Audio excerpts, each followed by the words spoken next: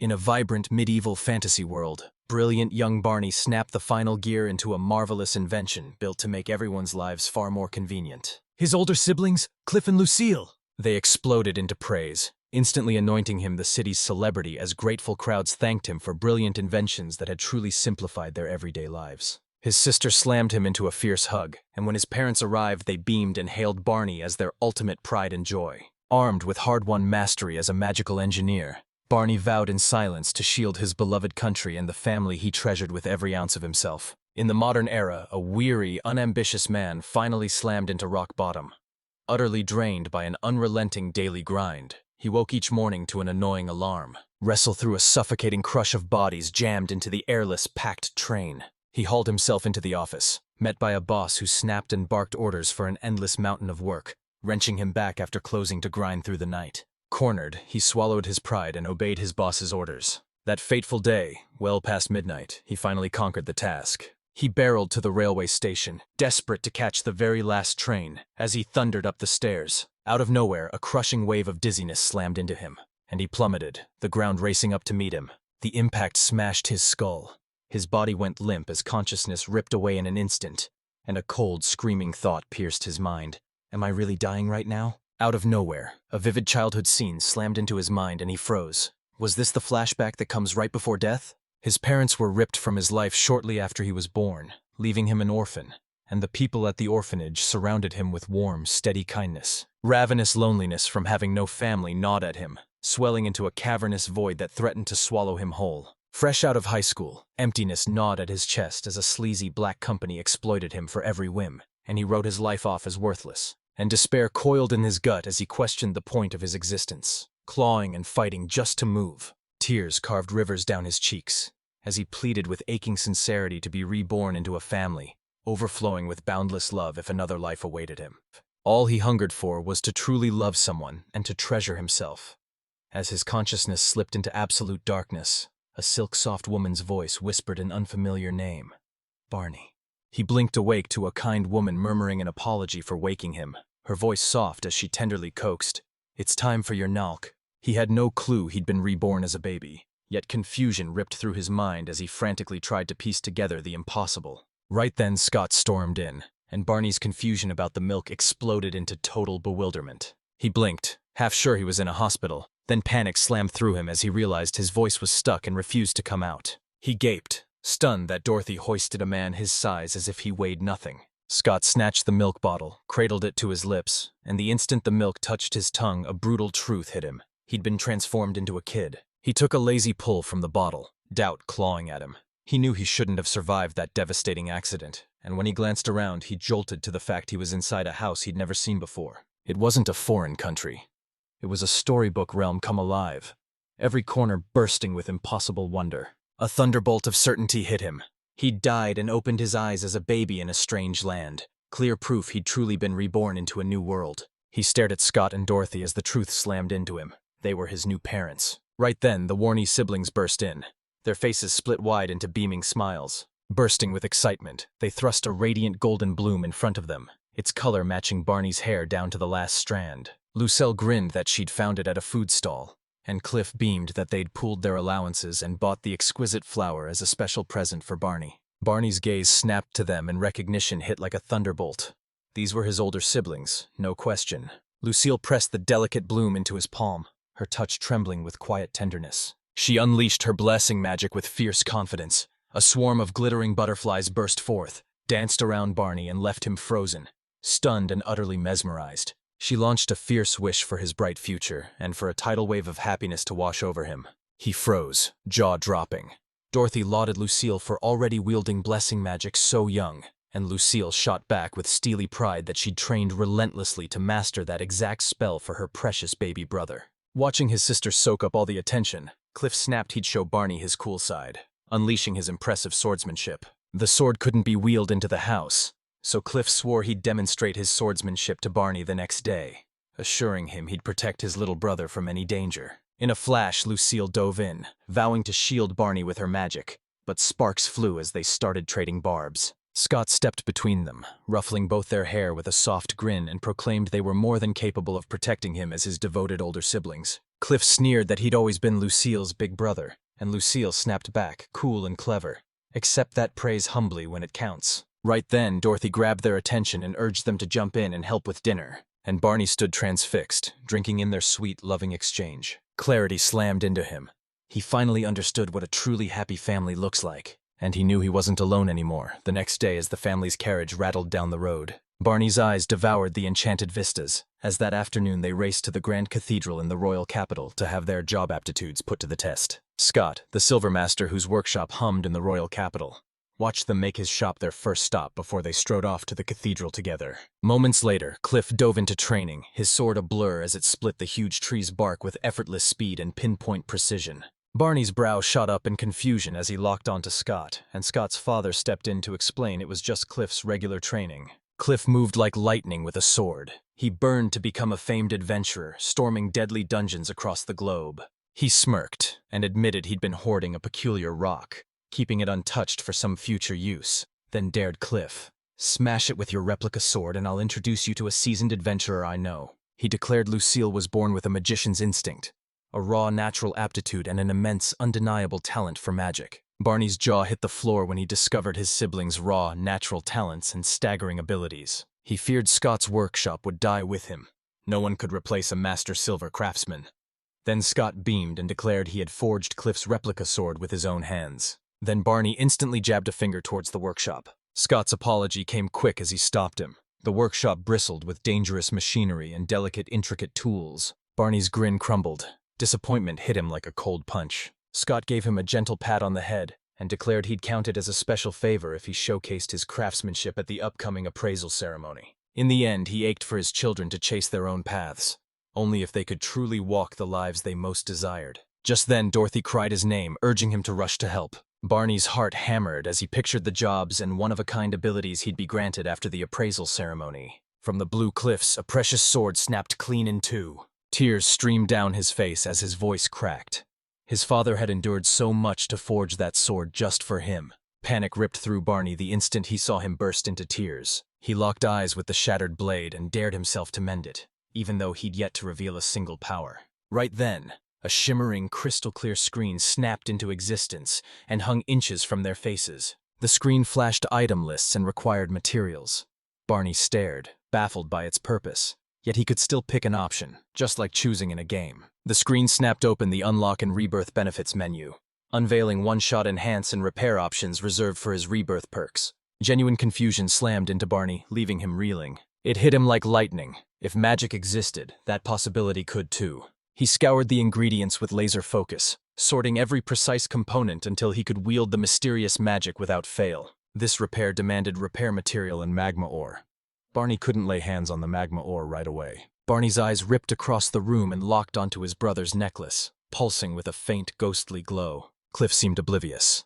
With no time to hesitate, Barney flailed his tiny arms and let out a piercing, desperate squeal, trying to yank Cliff's attention as Cliff approached him. He offered a gentle smile and apologized for bearing that ugly, tear-streaked side of himself. His brother couldn't see the mysterious light. A thunderbolt of certainty struck Barney. He now believed he probably harbored an extraordinary power. Barney yanked the necklace and dragged Cliff into him. Cliff stumbled forward as Barney shot his tiny hand toward the broken sword. Instantly, the sword levitated, wreathed in a blazing magical glow, for the family who'd showered him with overflowing unconditional love. If even one thing could help, Barney would hurl every fiber of his being at it for them. In a blink, the sword snapped back to its original pristine form, and Cliff froze, utterly stunned and speechless. He gaped at his little brother's jaw-dropping skill, but the instant his brother's blade kissed his skin, agony seared through him. Cliff's breath hitched as he saw the blade had become even more refined and flawlessly balanced than before. With no hesitation, he planted his feet and ripped his sword through the air with titanic force. The sturdy rock exploded into jagged shards, and Cliff and Barney stood frozen, mouths agape at the raw, staggering power they'd just witnessed. Cliff exploded with triumph. He'd finally shattered that stubborn rock, and he thanked Barney sincerely for jumping in without hesitation. A bone-shaking thud from the impact sent Scott and Dorothy hurtling to the scene, skidding to a stop as they gaped at the shattered rock. Cliff practically exploded with glee, shouting that Barney had miraculously restored his sword and smashed the rock to pieces with it while Scott carefully scrutinized the blade. His gaze snapped to Barney, firing a baffled look at him, who still couldn't fathom the true scale of his power. Relief crashed through Scott when he saw his sons unharmed. His gaze darted to the cliffs, suspicion coiling in his gut.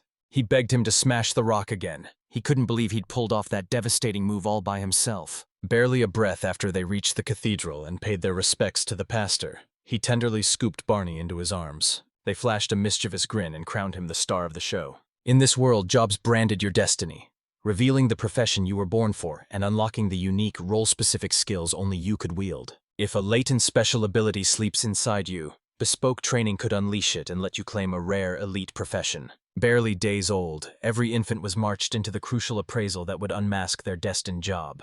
The pastor then shepherded them into a hushed chamber where a lone polished crystal ball perched atop a pedestal. The pastor's voice sliced the silence. What job could Barney possibly forge when his older brother was a rising swordsman and his older sister a legendary mage? He scooped up Barney's tiny hand like a treasure and eased it against the crystal ball. It erupted with the exact same status screen Barney had already seen. The pastor staggered, stunned, as a blinding, overwhelming glow exploded from the crystal. He ripped the secret wide open and shouted to everyone, Barney's profession was extraordinary. He engineered magical devices. The pastor's jaw dropped. This trade was impossibly rare, unseen in all his years of service, and since it fell squarely into Scott's field, Barney suddenly stood more than qualified to inherit the workshop. Scott's warm smile flared as he declared Barney would decide his own future, and as his father, he vowed to stand proudly behind whatever path his son chose. His family erupted into thunderous cheers. Their faces erupted into radiant smiles as his soothing, loving words washed over them, and Scott gently scooped him into his arms. Clarity slammed into Barney. He'd been gifted a priceless chance to live with a wholesome, loving family. He swore he'd move heaven and earth to protect the fragile happiness he'd finally carved out with his cherished family. His eyes blazed with iron resolve as he swore to forge a respected name as a magical tool engineer in this new world, and to grow undeniably strong to protect his beloved family. The sun blazed beneath a brilliant blue sky as Barney watched Cliff train with his sword. His swordsmanship had sharpened into razor-edge precision. A year had roared past since his appraisal ritual, and his big brother had hammered away at his swordsmanship without rest. After that day, when Cliff wielded nothing but an ordinary replica sword and split a rock in two, Scott set him up to meet an adventurer. Barney still couldn't grasp a single shred of know-how about being a magical tool engineer. A rare chance to test his abilities exploded into view, but dread that his family would ban the experiments tightened like a fist in his chest. Watching his brother tear through grueling, non-stop training, Barney shoved his thoughts aside. He shoved his worries aside and seized the day. Today meant everything to his family. After a while, jammed in the carriage with everyone, Scott grinned and dropped the bomb. Lucille's academy enrollment was right around the corner. Dorothy burst in, tossing out a plan to rush off for a picnic before that happened. Lucille rockets into her 7th year. Being declared a great mage smashed the need for the Royal Academy entrance exam, and she would enroll in just 1 week. At first, Lucille brimmed with excitement, but when she had to leave her family, her smile crumbled and heartbreak spilled from her eyes. The academy was a boarding school, and she'd only be allowed to see her family on long vacations, so loneliness tightened its grip. Cliff tousled her hair with a mischievous grin and dared her to wipe that sad look off her face. She swore her school life would be non-stop fun. They burst into a jaw-dropping clearing where a glassy lake lay cradled by lush emerald trees. That day, Barney nursed a secret plan and set out to fill the day with cherished memories alongside his sister Lucille. They staggered, breath snatched away the moment they stumbled into that breathtaking vista. Scott leaned in and spilled it. Back in his adventuring days, he'd unearthed a hidden gem just a short ride from the royal capital. He revealed the Royal Magic Corps' barrier kept monsters from showing up here. Though clever, high-ranked beasts could sometimes tear through it, most stayed away because the area sat right next to human settlements. When those words landed, Barney's mind snapped to the idea that Scott had once been an adventurer. And even with deadly dungeons and relentless monsters prowling everywhere, a fierce, hungry curiosity seized him. Scott leaned in, voice low and urgent, urging Dorothy to press a protective charm into Barney's hand. And give one to Cliff, too, since his magical enchantment seemed to have run out. Dorothy slid a fragile necklace over Barney's throat, and his eyes snapped to the charm. It was the exact talisman he'd used back then to repair Mencliff's shattered sword. Scott waved it off as a simple protective charm spun from raw aura, then grinned that they'd probably end up using it for something else entirely. After a quick, heartwarming exchange, he swept his beloved family into a slow, sunlit saunter around the lake. As they explored, they carved out precious quality time together and truly bonded as a family. encountering a vibrant array of local wildlife and braiding beautiful flower garlands. They even cast lines around the lake, and when Lucille's line suddenly slammed taut with a savage yank, the whole group lunged for the sturdy rod. Shoulder to shoulder, they heaved up a monstrous catch. Moments later, servers set a mouth-watering fish feast down right before them. Lucille's face lit up as she confessed she longed for Barney to taste the savory catch she'd landed herself. Cliff leapt in, pride blazing, insisting it was that crucial support that let them haul in the monstrous fish. She roared that she was the one who'd actually reeled it in. Barney snapped out of his daze and seized the perfect moment to speak, his face bursting into pure delight as he chirped in a squeaky, determined voice. He clawed at his tongue, finally shouting Lucille's name and pouring out his admiration. Barney swelled with pride that his practiced words had finally escaped his lips. Lucille was drowning in her baby brother's chaos when, out of nowhere, they showered her with heartfelt thanks and left her stunned. Dorothy Aridi flashed a warm smile and proclaimed Lucille incredibly lucky. Her adorable brother got to call her big sister. Right then, Barney swore he'd spend his life amassing priceless memories with his family, watching them multiply with every passing day. With their delightful lunch polished off, Cliff leaned toward his father and asked for permission to roam the nearby grounds with Lucille and Barney.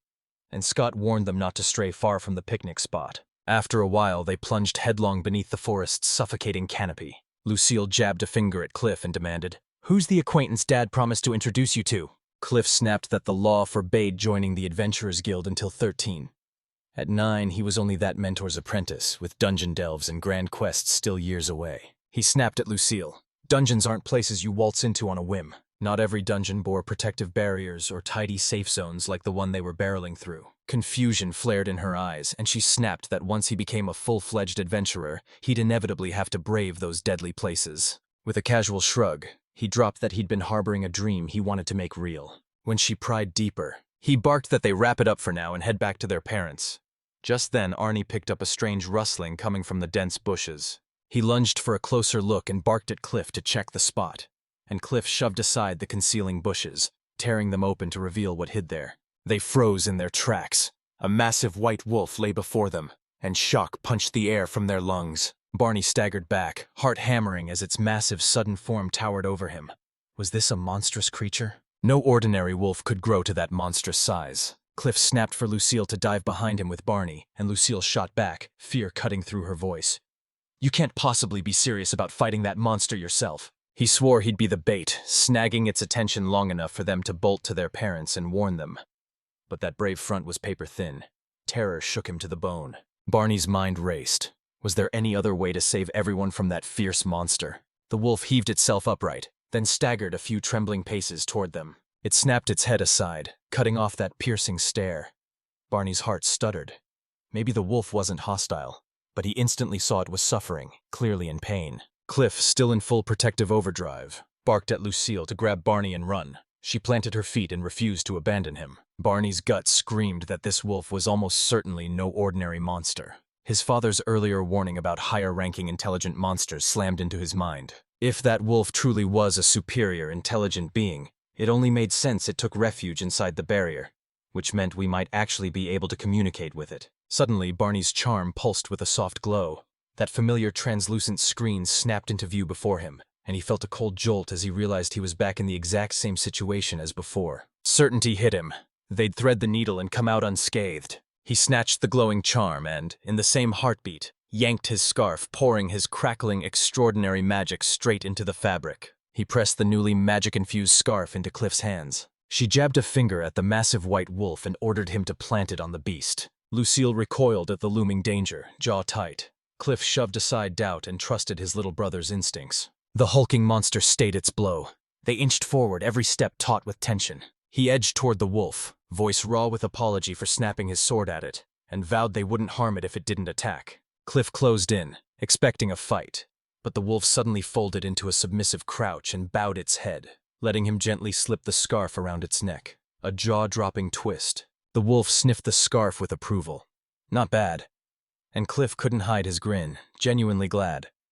Then the majestic beast straightened, announced itself as the divine beast Albaros, and asked them to grant its request. Cliff's answer came like lightning. He agreed on the spot. No hesitation. He staggered, mouth hanging open, as Rulusil and Barney froze, and, at last, they all realized the divine creature was speaking like a human, utterly impossible. The wolf planted itself calmly in front of Barney's stroller, and declared the scarf Barney had made had somehow unlocked their ability to understand its words. Barney nearly exploded with relief. The translation device he'd built worked flawlessly, and the wolf showed no hostility, but his attention snapped to its urgent request. Right then, Lucille snapped, "What happened to that magnificent beast? It looks like it's in agony." Albero revealed it had come seeking refuge after sickness struck. Its body had gone immobile, and it begged, did they have a recovery potion on hand at that critical moment? Lucille's eyes snapped. She recognized it instantly as a magical poison, and Cliff demanded to know more. She warned him it was a poison that tainted the very currents of magic coursing through a body. Once it took hold, limbs would stiffen and movement would slip away, step by step, until no motion remained. She revealed magical poison either springs from the land itself, or a particular strain already lurks in the region. Cliff's voice cracked with urgency as he declared it an emergency and insisted they get their father to the Royal Magicians Guild to report it right away. Before anything else, Lucille lunged forward and clamped her arms around the woolstick's fur. They thrust their hands out and unleashed a radiant wave of healing magic over it. Alboros reeled as a surge of raw magic crashed over it, knitting it whole in an instant. Cliff froze, utterly astonished to see his sister wield healing magic too. She confessed she could wield it but hadn't mastered it. She'd learned just enough as a last-ditch lifeline if anything ever threatened their beloved family. Albero's voice cracked with gratitude as it thanked her for arriving just in time and humbly asked what it could do to repay her. Everyone's jaws hit the floor when she coolly invited the magnificent beast to move in with her family. Barney knew Lucille was sharp, so he suspected her sudden decision was hiding a deeper motive. His expectations shattered the instant she beamed that she'd always wanted a big dog. Cliff's voice sliced through the silence, calm but certain. Alboros wasn't a dog at all. It had its own will and chose its fate. Alboros shot back without a beat, declaring it had long been fiercely fascinated by the lives of human society.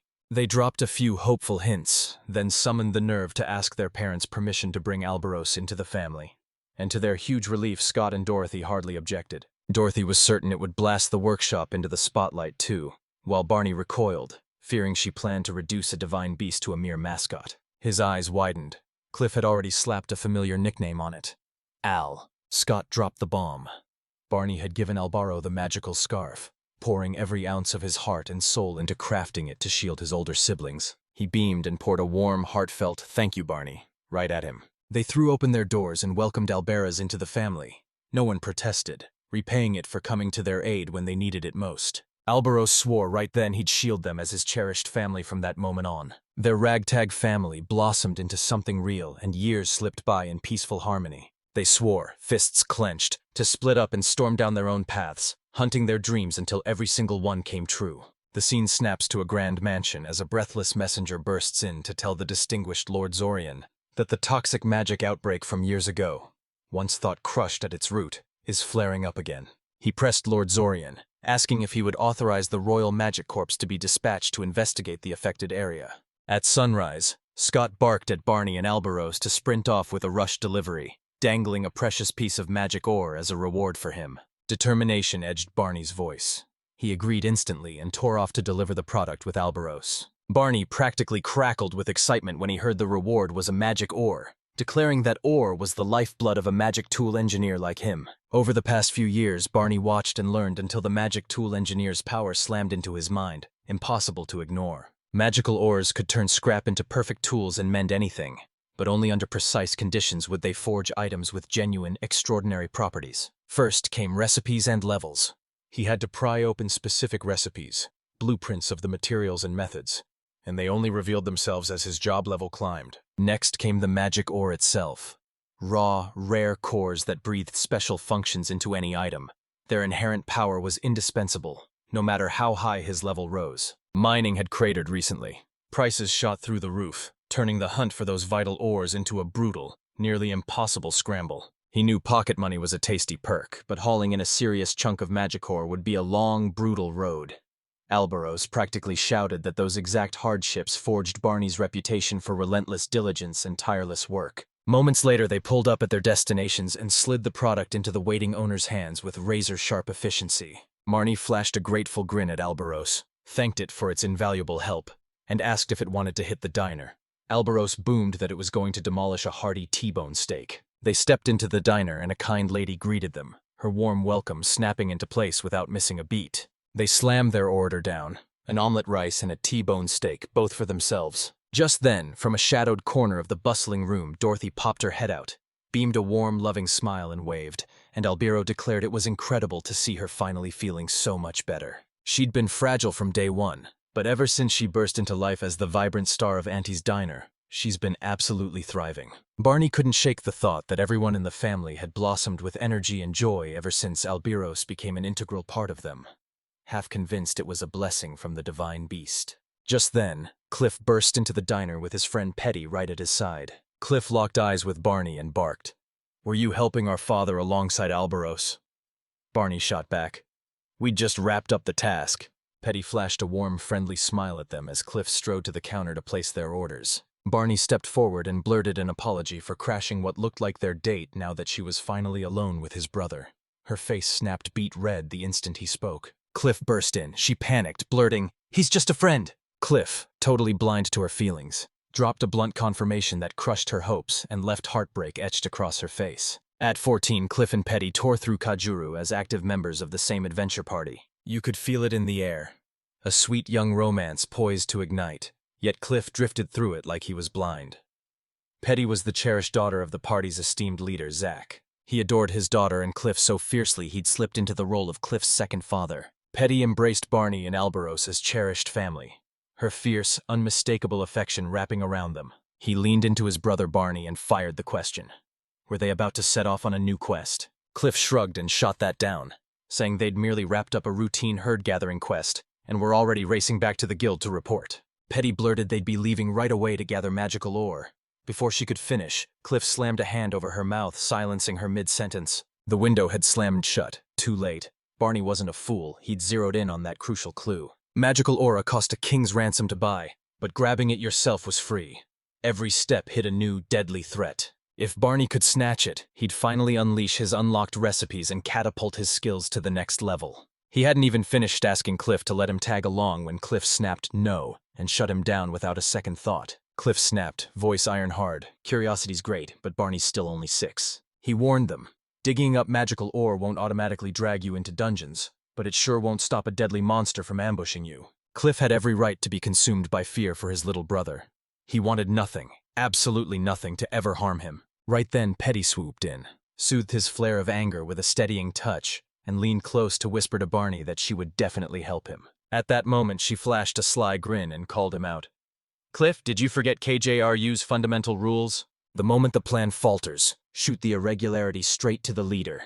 Every choice is sealed by their final ruling." The guild stuck to protocol, but Cliff spat that Barney wasn't even an adventure to begin with. Then, in an unexpected turn of events, Dorothy swept in, their orders clutched tight and a grin lighting their face. Conley cut through the panic with a cool, confident smile. "It'll be perfectly fine.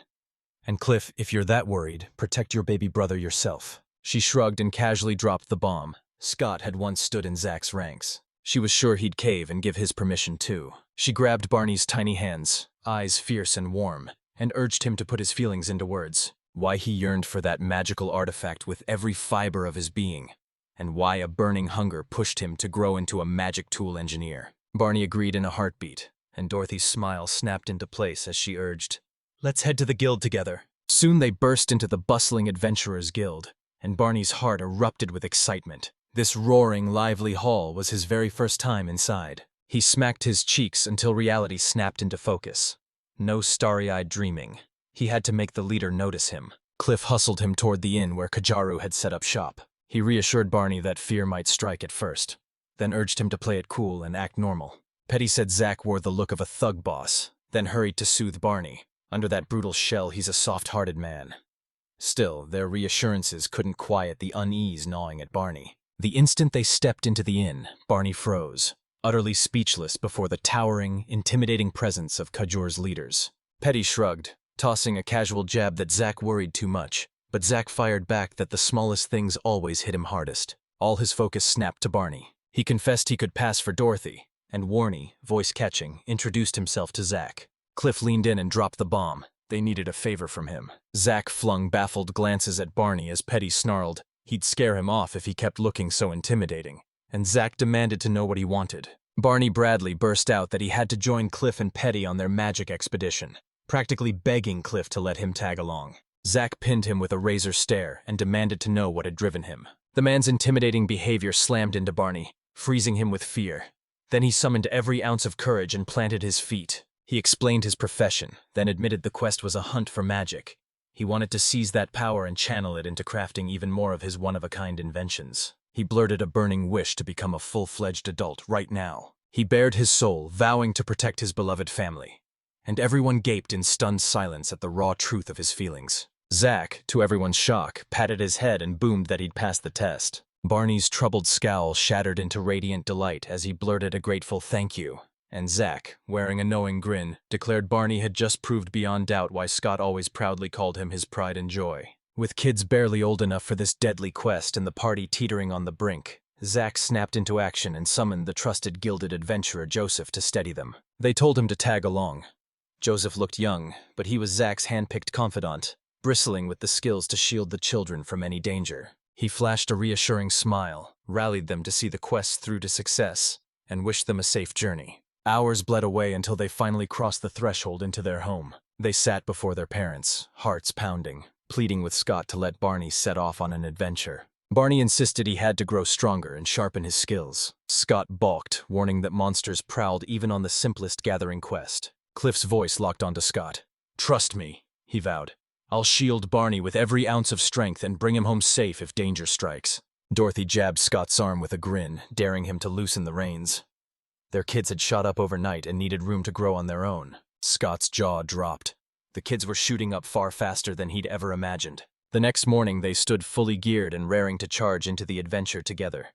Scott pinned all his trust on Joseph and said he was counting on him, and Joseph kept vowing he'd handle everything with care. Scott cracked a playful thump across their backs, urging them on as the jolt ignited a roaring surge of confidence. They barreled through the forest in their carriage as Joseph urged a proper rest. Almost 2 hours stood between them and Rodinho Valley, where the magical ore lay. Plunging deeper into the dense forest, Barney snapped, "What's that off-limits area we're passing?" Albaros said the trail looked determined to pull them right back to the very forest where they'd first met. The area seethed, saturated with a lethal magical poison. Joseph revealed the forest had first been tainted by magic poison 5 years ago, and the Royal Magic Corps then spent about a year combing every inch of it. Trade routes ran secure, but people still swore the forest and its lakes were poisoned by lingering magic. Barney's voice softened as he murmured to Albaros that the place felt achingly lonely.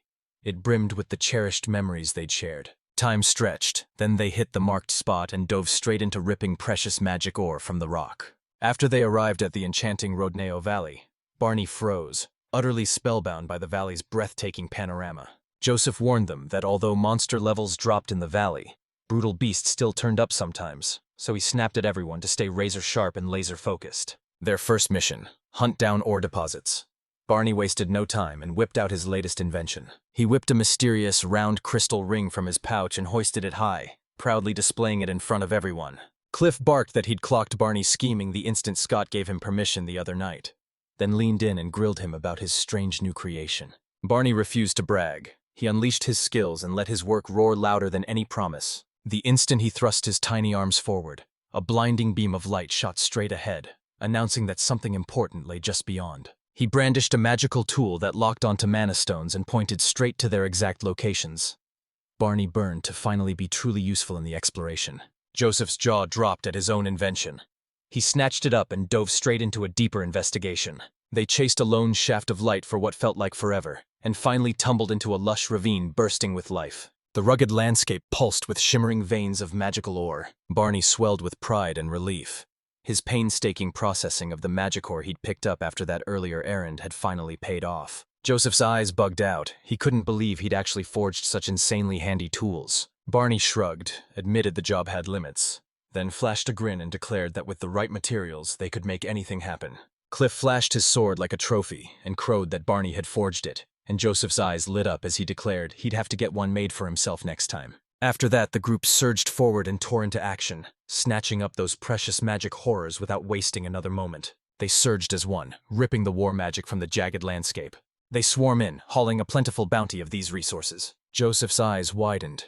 He'd hauled in a mountain of ores in record time, disbelief burning in his chest. He boasted with a cheeky grin that, with that miraculous ring, they'd rival the Royal Academy's elite detection mages, without relying on those hard-to-master spells. Joseph slapped the table and declared that with that remarkable magical tool, Barney could tackle any job.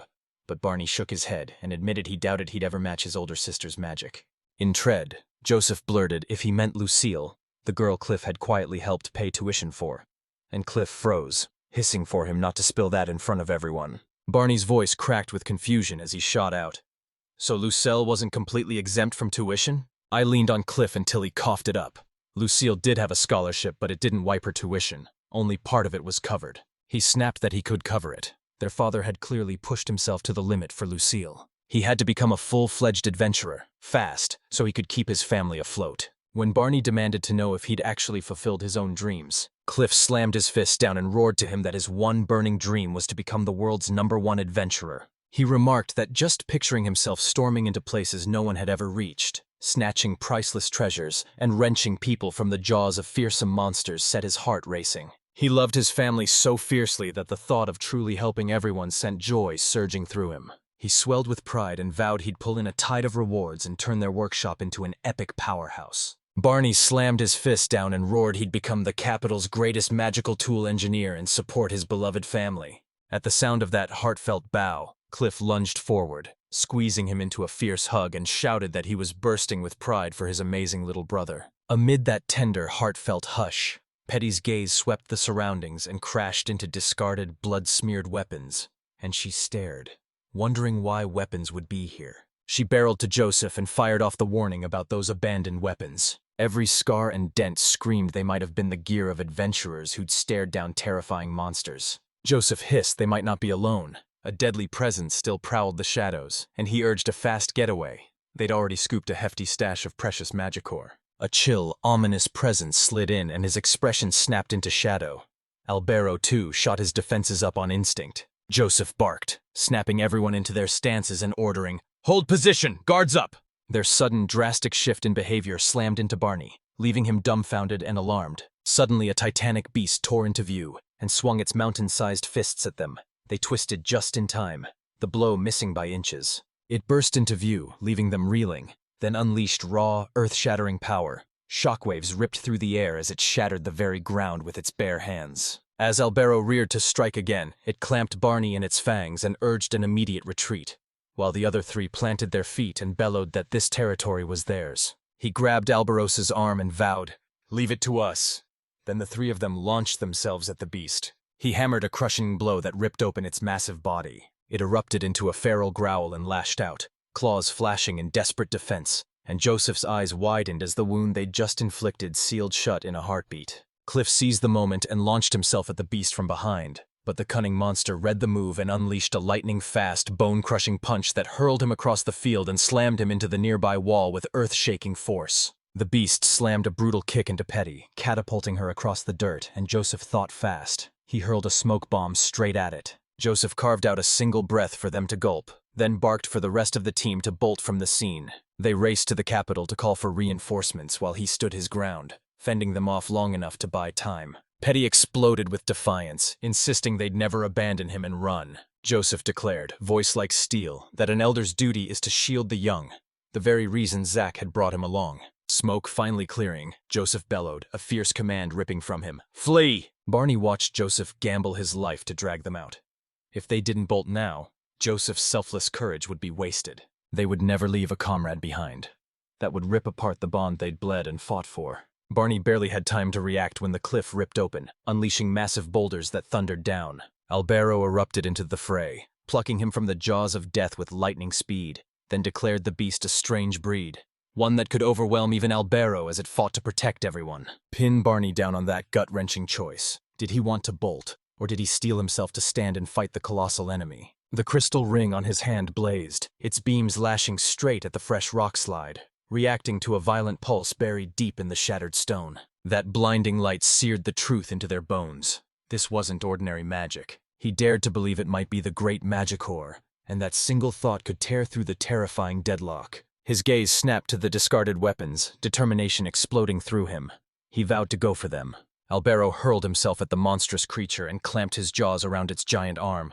Barney screamed at Joseph to buy them 3 crucial minutes. Still suspicious of his motive, Joseph urged them to run, but Barney wrenched his hand away. He roared, determination blazing, that he still wielded the incredible power of his magic tool engineer abilities. He roared at Joseph for even thinking of abandoning them to face the danger alone, vowing they'd all come back together, alive and safe. He pleaded for unwavering faith in him, and Joseph and the others froze, stunned by the fearless conviction spilling from his words. A soft chuckle slipped from Joseph. He spat that the whole party would be meaningless if, in the end, he couldn't force himself to trust his comrades. He demanded Barney forge a weapon worthy of legends the moment they returned to the capital. They steeled themselves, slammed the plan into motion, and battled to keep the monster at bay for 3 heart-stopping minutes. Joseph roared that he'd show them exactly how to rake in the cash. With Albaros locked in a savage duel with the ferocious monster, Barney shouted for them to buy him 3 crucial minutes so he could forge a vital magic tool. Joseph agreed instantly and barked orders. "Cliff and Petty, stick together and strike in unison the moment the enemy locks onto me."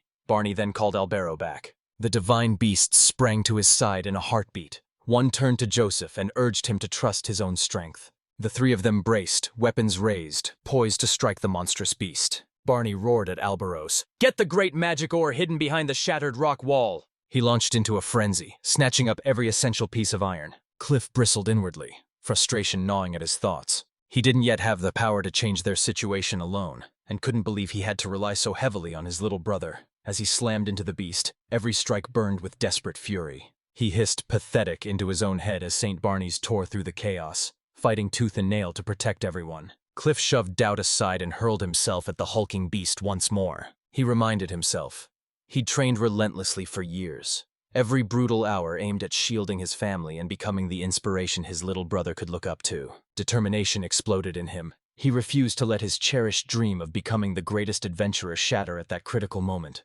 swearing he'd never surrender his potential no matter the cost. Cliff tore into the beast with relentless strikes as Joseph shrugged and deadpanned that going solo would normally be a serious breach of discipline. Joseph and Petty didn't flinch for a single heartbeat. They hurled themselves at the towering, terrifying monster and met it head-on. Barney edged forward, gathering every necessary material with tense, exacting precision. Albaro flooded him with a tidal wave of the great magic-ore. It erupted into a blinding flare, startling Barney with its searing, merciless light. The beast's thunderous growl ripped the earth, blasting rocks into shards as they barreled toward Cliff, claws like razors slicing the air. Cliff planted his feet, slammed his sword up and batted the devastating attack aside without flinching. Joseph and Petty leapt in beside him, their combined might slamming the onslaught back. They slashed in unison, shredding its formidable claws. But the relentless beast refused to yield, and with one massive sweep of its hand hurled them crashing into the dirt. The monster's sly grin collapsed the instant it realized Barney had vanished. Wounded and battered, Cliff conceded defeat but roared that the chance everyone had woven together would not be wasted. Their timely intervention let Barney burst in with Albaros and fire a blinding lance of light that slammed into the beast with incredible foresheet. A massive gaping hole tore open its chest as the monster crumpled, thudding heavily to the ground. A massive explosion ripped the air, belching a venomous cloud that poisoned the atmosphere in seconds. Joseph blurted, "Is that the magic poison?" and immediately ordered everyone to press cloths over their mouths. Chaos slammed into Warney, his mind reeling, and before he could process anything further, Cliff hurled himself forward and crushed him in a desperate hug, tears of relief carving tracks down his face as he realized Barney was safe. Barney froze as his brother's feelings crashed over him like a tidal wave. Then, voice low, he said, "Let's go home together." Joseph's mind reeled. How could magic poison seep from such an extraordinary monster in a place that should have been safe? He shoved his worries aside. Everyone had survived, and that was more than enough for him.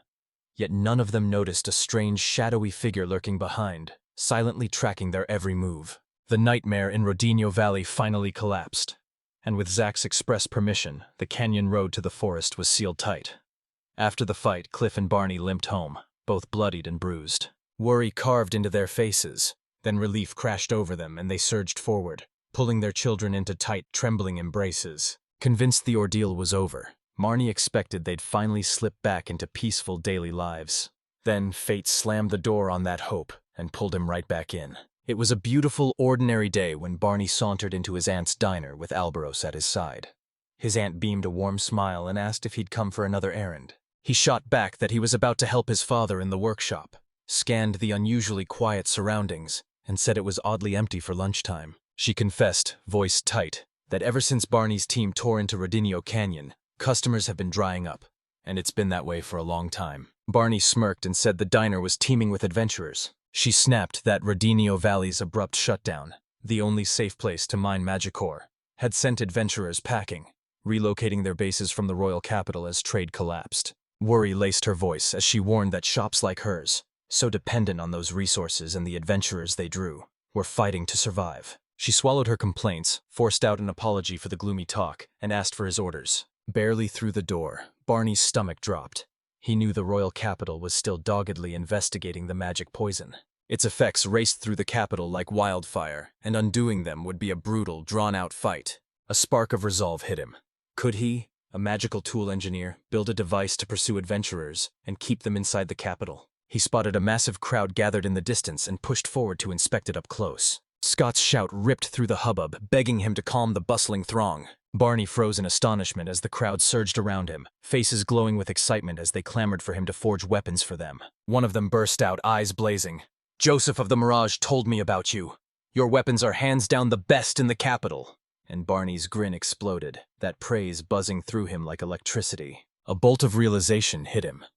What if his weapons became the stuff of legend among adventurers everywhere? Then people might swarm the capital, pouring in just to witness his craftsmanship. He knew this would pump money into Scott's workshop and spark real growth. Jaw set, he declared his skills as a magical tool engineer could make it happen. He stepped forward, voice calm and fierce, and vowed to take full responsibility. He'd forge weapons for every single one of them. The instant he poured his heart out, people erupted, clamoring for weapons custom forged to fit their every need and individual strengths. The scene snapped to the esteemed academy as a shadowy figure, feet wrapped in mystery, strode straight toward the scholar Evans. They lunged with the question. "Were you the one hunched over grimoires, relentlessly studying that magic poison?" Evans declared he was an ecology specialist and revealed he'd spent many years researching magic poison. Calm as a grave, he warned the magic poison might be showing dangerous new effects, and Evans froze in stunned disbelief. The man leaned in, pressing the question. Was he ready to cooperate with the experiments? Days blurred together, the Rodinho Valley incident shrinking to a ghost of memory, while everything else stubbornly refused to get better. Barney clenched his jaw and did the only thing he could. He strode into the Adventurers Guild to hand over the requested items. He spun and unleashed a booming "Hey!" that hit Zach and Joseph at the same time. Zach flashed a grin and beckoned him over to join them for a drink. Joseph declared Barney's weapons had set the capital abuzz, and Kahari was riding a roaring tide of popularity among adventurers. Joseph's gaze snagged on the barest flicker of unease in Barney. She stepped forward, kindness burning in her voice, and gently asked what was gnawing at him. Barney sighed, confessing he'd watched the capital's pulse falter, and straightened his shoulders.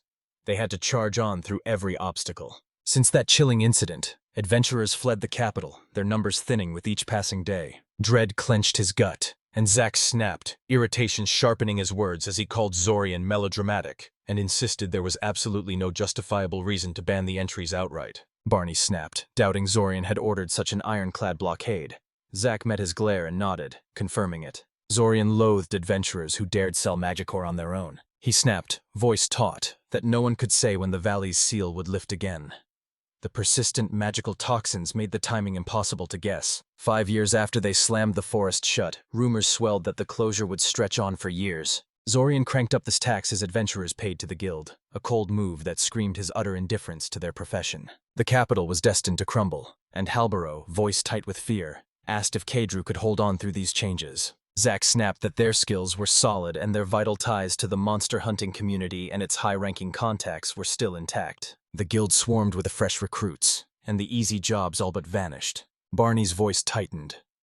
Were no new waves of adventurers hitting the capital? Their options were razor-thin when dealing with adventurers. Even selling magical tools barely worked. Right that instant, Joseph fired off a suggestion. Now merchants hawk the very weapons Barney forged back then to slay the ferocious monster in Rodinho Valley. Barney groaned. It was brutal for him, because the only thing that could forge that exact magic tool was the great magic ore. He stumbled onto it by pure accident, but the materials to churn it out in bulk were vanishingly rare. There was no way to score them consistently. He slammed the point home. Burning nearly all their energy on one shot would leave adventurers drained and defenseless. Completely impractical. Right then, Scott sauntered in, a lazy grin on his face, and dropped, "Is Barney still hanging with you?" Spotting him, Marnie urged they head straight back to the workshop together. Scott agreed in a heartbeat. Zack reached out and vowed the guild would always welcome him back if blacksmithing ever got too tough. Scott shook his head with a modest smile and admitted he was already retired. Their brief chat done, they shot each other quick goodbyes and went their separate ways. A while later, as Scott and Barney cruised the streets, Scott spotted Barney's distant look and pressed him. Barney confessed he'd been scheming how to push the magic tools out into the world beyond just adventures. Scott tousled his hair with a cheeky grin, boasting about his kindness and how he always looks out for everyone else. They'd barely reached the house when Scott snatched a letter from the mailbox and read. It was from the Academy's headmaster. The note said the owner was blown away by the exquisite craftsmanship of the staff his daughter had used. They slammed a formal petition down, demanding staves be forged for general use across the school. Gulf Barney and Scott gaped as orders for 50 of those staves poured in. Delighted, they watched the owner vow to supply every needed material, the vital magic ore included, with the enclosed magic circle. And at that very instant, a radiant magic circle blazed to life in the sky above. A torrent of enchanted magic ore crashed from the heavens like fireworks, the dazzling spectacle setting their hearts blazing with wild excitement. And they steeled themselves, charging into the request with iron resolve. At the Grand Academy, Lucille basked in a perfect day, trading laughs over lunch with her friend. The moment Lucille tore open her sandwich, her friend blurted, "Is that the hyped limited edition one?" And Lucille grinned, confessing she'd gone out of her way to snag it. She confessed she was aching for her home-cooked meals. Her friend promised she'd see her family soon. Summer break was right around the corner, when a pigeon suddenly swooped in and dropped a tiny rolled-up letter into her hands. The instant she read its delightful content, Lucille's face exploded into pure, blinding joy. She blurted it out. The headmaster Rodinho had commissioned her father to craft staves. They were due to be delivered any day, so she'd be there to see them herself before long. She shot back that she'd been wielding the staff Scott had crafted during practice the moment the headmaster spoke to her. Rodinho declared the magic's stability flawless, insisting it sprang from the tool's exceptional quality. And Lucille never imagined she'd actually request those very weapons from Scott himself. She laid a feather-light hand on the pigeon, poured a warm, shimmering blessing into its wings, then sent it soaring. Her friend glowed with pure joy, thrilled that Lucille would finally see her family after so long apart. She snapped Lucille back to reality.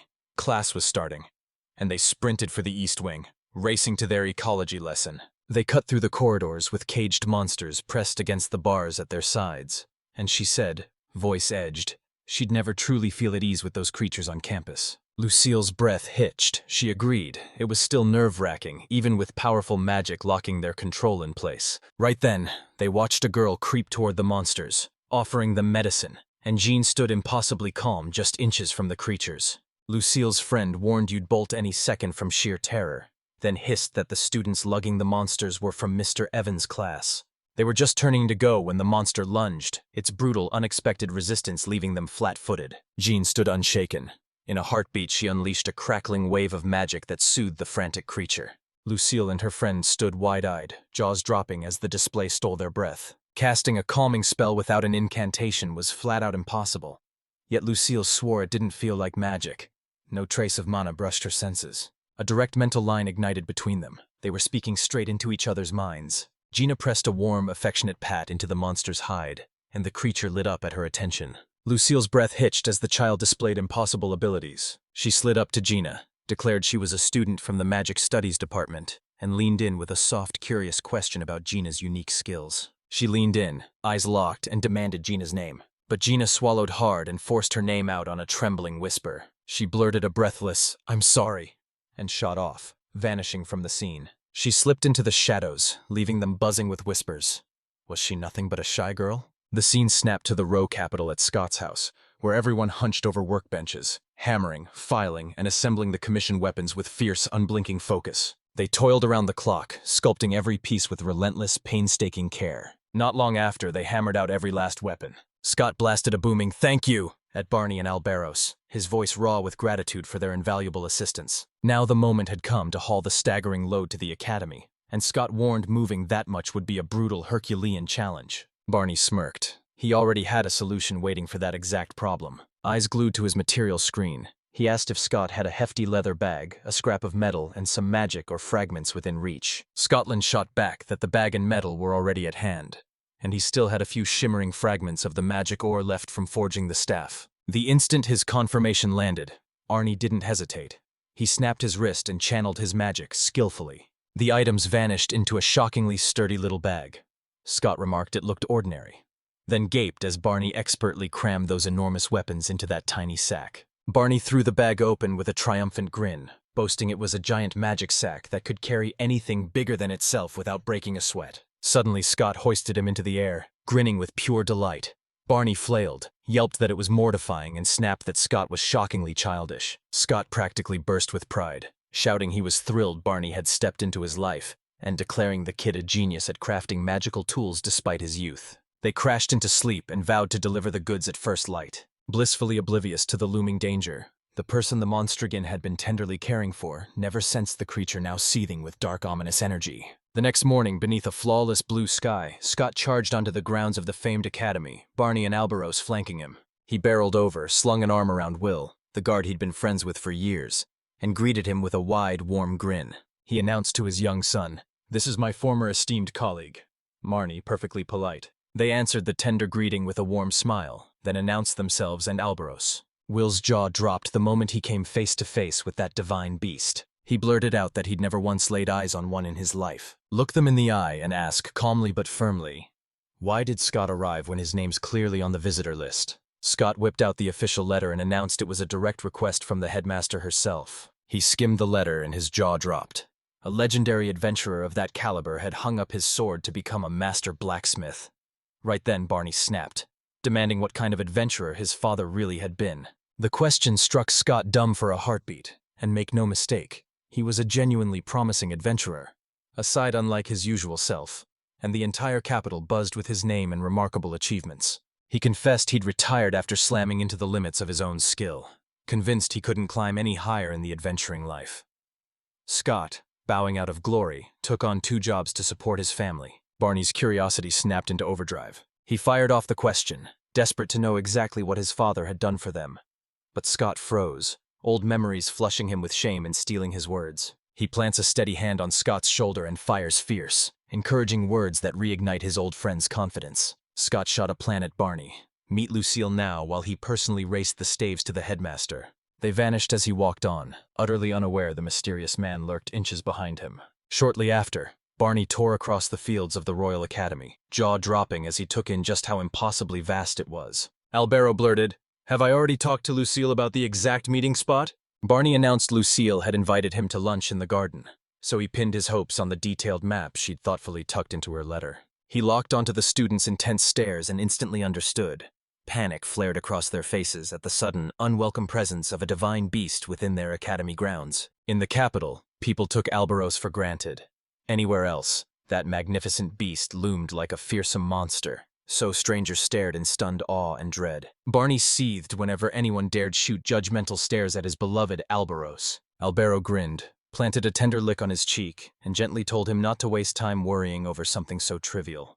Just across from them in the garden, Gina sat with a stormy frown, turning over the idea that those girls might really have wanted to be her friends and feeling shame scorch her for fleeing like a coward. She figured they'd probably seen her talking to a monster, yet they strode up and spoke to her face to face. At that moment, Barney strode over, Albaros patting softly at his side, and planted himself beside Gina.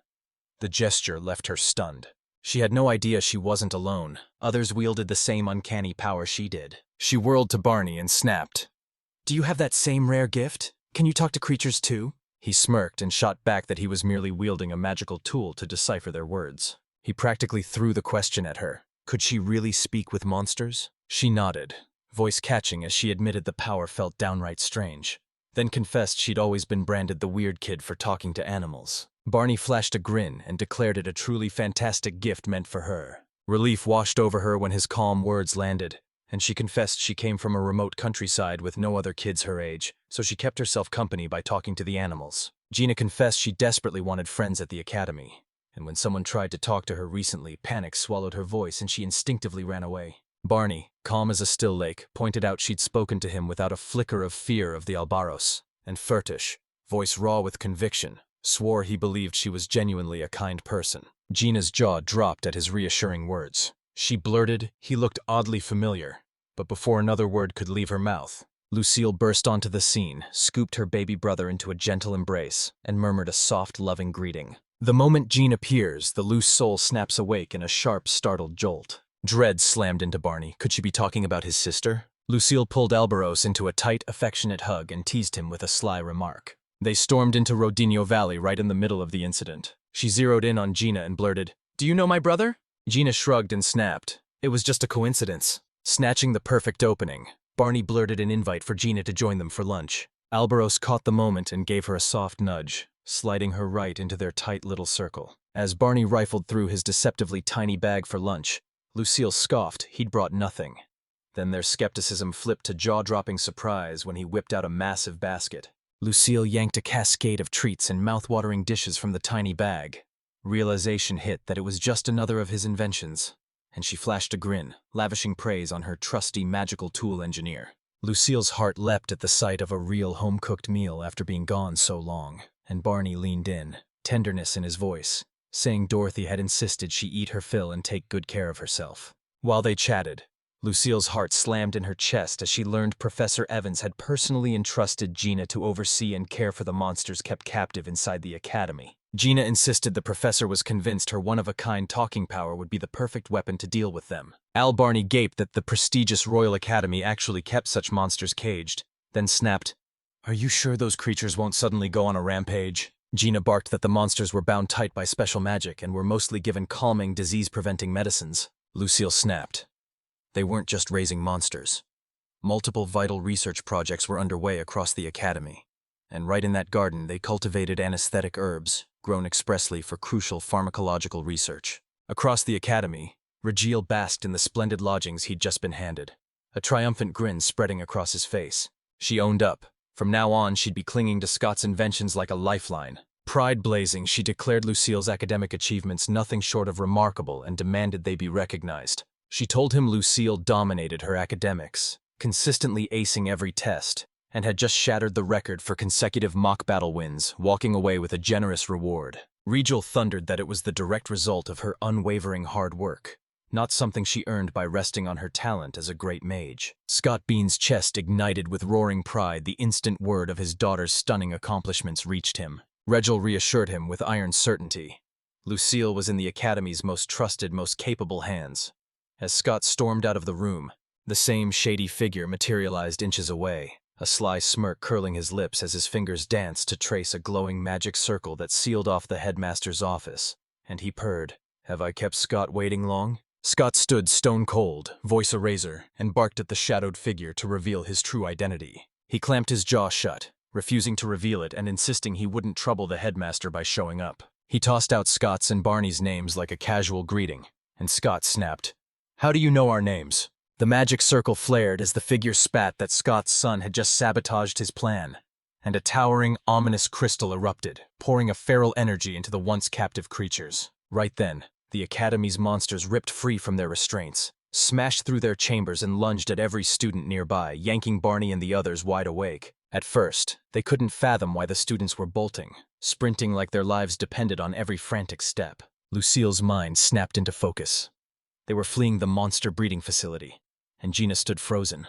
Disbelief writ across her face as the creatures erupted into a feral rampage. She'd cradled them for days as they kept ravaging the area with a terrifying foresheet. Gina shrieked, demanding to know why they were acting so strange as sick, poisonous magic curled off them. Lussell snapped into motion. There wasn't a single second to waste. In an instant, she snapped her staff into her hand, leveled it at the ferocious beasts, and readied herself to strike. Gina lunged between them and swore she'd stop them. As she cast her spell, it barely fazed the enraged monsters. When a monstrous beast lunged at Gina, Lucille flashed in with lightning reflexes and yanked Gina clear of the creature's crushing assault. She blasted the monster with a frostbite spell. Then Janet's desperate hands clutched her sleeves and yanked her back before she could finish. She shattered into tears, insisting those monsters weren't truly evil, apologizing for not properly caring for them and begging Lucille to spare their lives. Lucille froze for a heartbeat, her iron resolve splintering, while a monstrous beast stalked a trembling classmate, coiling to pounce. Albero barreled in, clamped his teeth onto the beast's giant horns, and hurled it across the field. He screamed, sending the student bolting for safety. Meanwhile, Barney herded the other students toward the escape route, his mind racing as he hunted for any way to calm the enraged creatures instead of putting them down for good. The monster lunged at Lucille and Gina. Lucille instantly slammed up an enhanced power guard. a crackling barrier that took the blow and wrapped them both in protection. She darted non-stop to keep that guard, every move stealing her strength, and she burned to unleash her healing power. Barney's heartbeat slammed against his ribs, paralyzed them for a split second, and Lucille could dive in with her healing magic. In that instant, a bolt of genius slammed into him. He vowed he'd forge a device to stop the monsters and begged her to hold them off a little longer. He admitted, eyes blazing, that Rodinho Valley had taught him the true, unstoppable strength of teamwork. They locked their powers together and unleashed a single devastating blast to crush the immediate threat. Barney snapped at Albaros, demanding he take him at once to the exact spot Lucille had said held the anesthetic herbs. His eyes skidded over injured students strewn across his path. A lightning bolt of realization hit him. Time was running out and he had to move now. Moments later, he burst into her garden and the anesthetic herb lay smack in front of them. He still had to seize a protective magic stone to forge the tool. Alberos shouted he'd dash off to rescue the other students and asked if Barney could hold the line alone.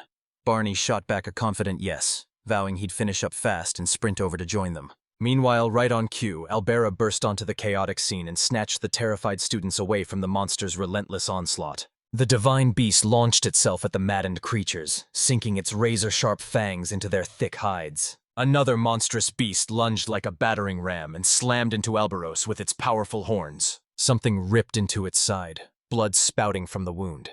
The students reeled, arguing whether to run, then met each other's eyes and exchanged resolute glances. They plunged to Alberos's side, molding their powers into a blazing shield to guard it with unshakable resolve. Confidence roared back through every student as they surged together to help Alberos in.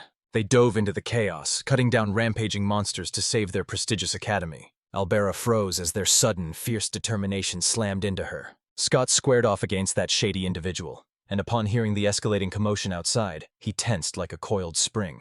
He exploded, demanding to know what the madman had done. The figure answered, calm as ice, that it was only an experiment and swore he wouldn't let Scott or the headmaster interfere with his grand plans.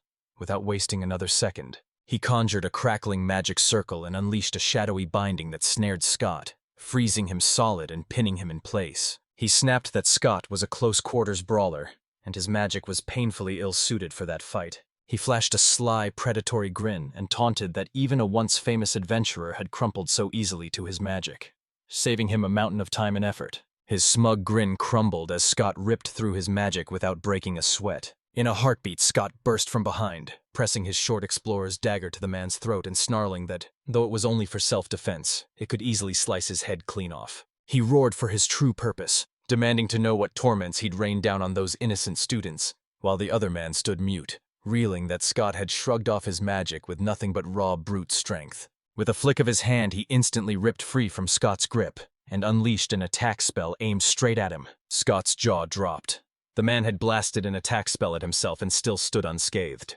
The man lunged again, sneering that outsprinting Scott would be easy if Scott relied on speed alone. Scott lunged with everything he had, but the man stood perfectly unscathed and, grinning mockingly, sneered that every one of Scott's strikes was utterly futile. He chanted again and detonated a devastating blast that sent Scott smashing into the nearby wall. He sneered that a former adventurer like Scott couldn't possibly defeat him and would simply give up and fall silent. A rush of his beloved family's faces slammed into his mind, and with a decisive snap of his wrist, he declared, "I'm a retired adventurer. A blacksmith by trade, he'd hurl himself into any blaze or battle to keep his cherished family safe." In a heartbeat, a storm of knives rained down over his head, catching him flat-footed and striking without warning. Yet he barely twisted free of the razor-precise attack. Scott snapped upright, was suddenly at the man's back, and his eyes locked on a stark sigil blazing across the cape. At the same time, the students scramble, breath ragged and legs burning, desperately trying to keep up with those formidable monsters. Just then, Barney barreled in, brandishing his freshly crafted anesthetic crossbow, and unleashed a hail of arrows at the enraged beasts. He silenced their panic and plunged them into sleep before they could blink. Barney forged that jaw-dropping tool from nothing but anesthetic curves, magic stones, bench wood, and iron. He spun to Lucille. She stood spent, every last ounce of strength gone. And he barked at them, "Hit the deck!" He steadied his breath, locked his sight on the hulking monster, and aimed with surgical precision. He drew, aimed, and loosed the arrow with cold surgical precision. The anesthetic barely phased that monster. It shook off the drug and was steady again in a heartbeat. Confusion slammed into him. He couldn't fathom what on earth was happening. Professor Evans barreled in, demanding to know why the monsters were going berserk from that magic poison. Gina snapped, "I gave them the medicines you asked for. and he quivered at her words. He roared that the magic poison he'd administered was supposed to soothe and ward off disease, just as the mysterious man had claimed. The instant Evans named him, suspicion snapped in Barney, and Gina recoiled. She couldn't believe her own medicine had warped the creatures into this. Tears flood her eyes as she pins the academy-wide disturbance on herself, then collapses, trembling and broken. Lucille urged her to sweep her gaze across the room. He roared that everyone was pouring every last ounce into calming the chaos, then challenged her.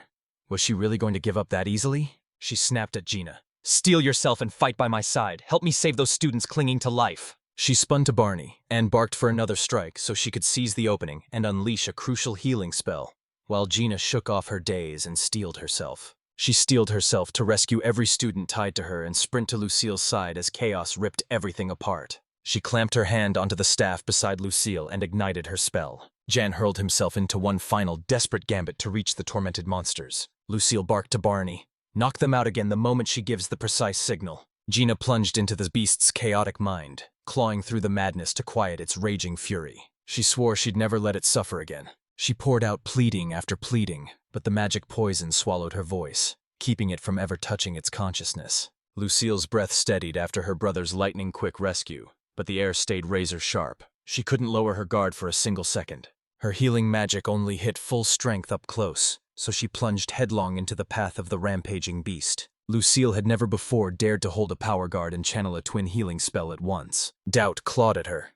Her first try felt like a gamble, and even if she somehow pulled it off, the healing would be only a pale shadow of its usual power. In that blazing split second, her brain grabbed onto only one desperate option. In that split second, Gina pledged absolute faith in her, returning Lucille's trust with fierce loyalty. Determined to end this chaos once and for all, she instantly fortified her defenses and honed her watch to a razor's edge. Spurred into action, Barney wasted no time. He unleashed a blistering volley of anesthetic arrows that sliced toward it with surgical precision.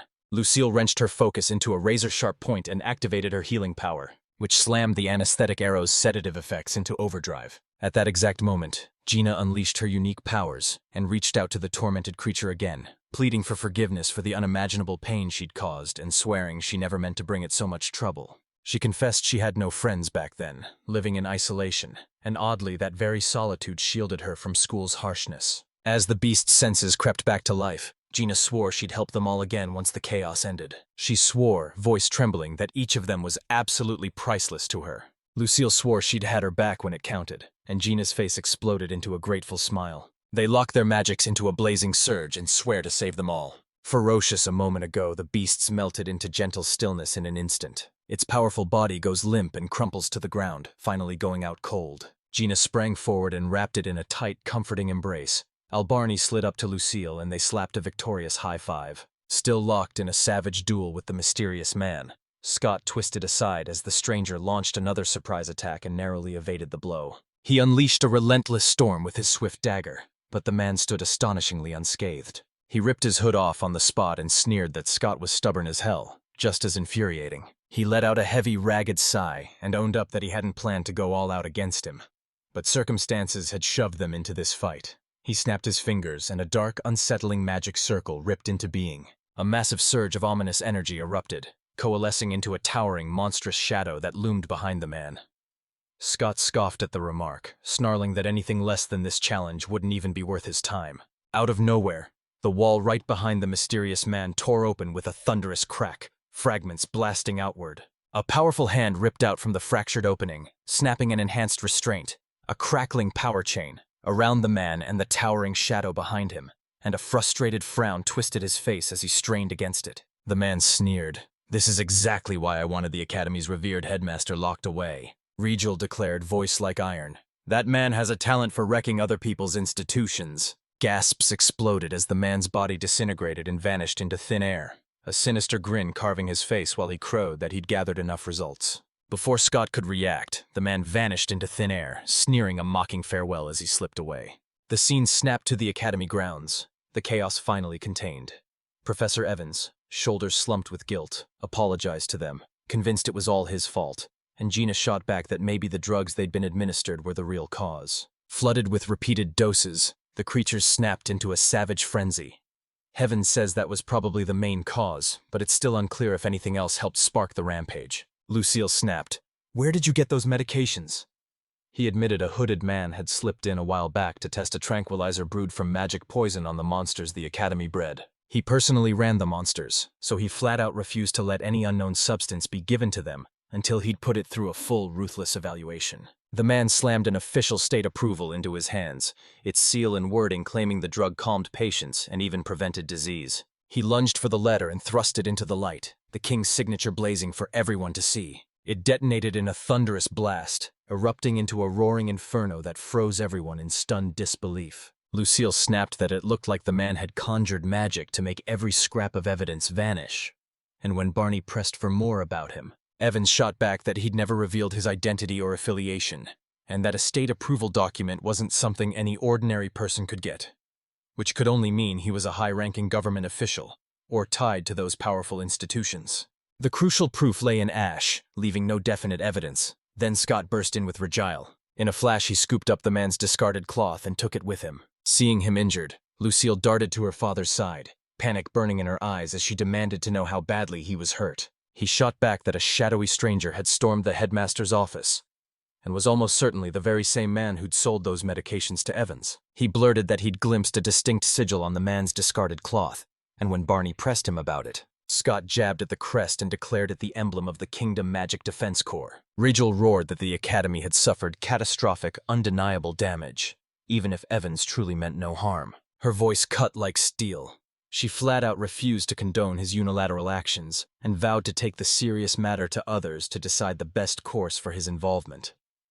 Evans dropped into a deep bow and swore he'd shoulder every consequence. As everyone began to leave, Scott snapped for Barney to come over, his voice razor sharp. He warned his son this culprit was onto them and knew about the chilling Rodinho Valley incident, then zeroed in on Barney. Had he crossed paths with anyone suspicious on his travels? Barney shook his head. He hadn't seen anyone like that. A sharp prod pushed Scott to snap. We should just press on for now. Barney shoved off into the dusk, a cold dread gnawing at him. What if the monstrous creature in Rodinho Valley wasn't a natural occurrence? It wasn't a random monster. It was a creature the man himself had summoned and unleashed, and he couldn't fathom why that very man would deliberately torment his friends and family. A cold certainty gripped him. The lethal enemy would strike again. He clenched his fists and swore he'd grow stronger while he waited, so he could become their shield, throwing himself between his closest and the looming danger. Minutes later in Regile's office, everyone who'd witnessed the outbreak swarmed the headmaster and spilled their crucial insights. It hit her like a punch. The man who attacked them and the one who offered the drug were almost certainly the same person. After seeing that raw power firsthand, she concluded he had to be part of the kingdom's elite magic corps, maybe even the spearhead of a force that could rival their own. Scott's expression hardened. He warned this could be way worse than they'd first imagined. Regile called the meeting off for now, and vowed the Academy would keep its relentless investigation alive in the shadows as everyone filed out. She pressed a hand to Barney's arm, leaned in, and whispered, "Can we talk alone for a minute?" Scott called out he'd wait outside, biding his time, while they sank comfortably into the couch. She blurted, voice cracking, "I'm sorry I cut you off so abruptly earlier." He instantly blurted out his weapons, the very tools that had tamed the monsters rampaging through the Academy. Barney bowed his head and admitted the truth. The magic tool wasn't forged by his power alone.